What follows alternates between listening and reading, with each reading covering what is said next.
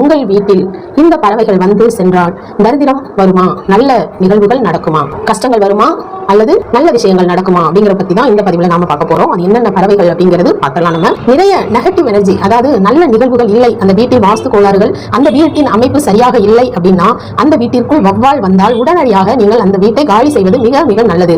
உங்களுக்கு அறிவுறுத்துவதற்காக வௌவால் உள்ளே வந்தது, அது கெட்டது என்றும் அந்த வௌவாலை அடித்து துரத்துவதும் நல்லதல்ல. அடுத்ததாக காகம் தலையில் வந்து தட்டினால் என்ன செய்வது அப்படின்னா, பிரம்மஸ்தானம் தலை, நம் தலையில் பிரம்மஸ்தானம், காகம் வந்து தலையில தட்டிட்டு போனா கடல் நிறைந்த ஒரு கோவில்ல போய் மொட்டை அடித்துக் கொள்ளலாம் அல்லது கடல்ல குளிச்சுட்டு வந்துடலாம், இப்படி செய்து கொள்ளலாம். அப்ப கழுகு வந்து காம்பவுண்ட் சுவர்ல இருக்கு அப்படின்னு சொன்னா உங்கள் வீட்டிற்குள் ஏதோ தேவையில்லாத ஒரு பொருள் இருக்கு அப்படின்னு அர்த்தம். அது உங்களுக்கு கூடிய சீக்கிரமே தெரிந்துவிடும், நீங்கள் அப்புறப்படுத்தி விடலாம் அதனை.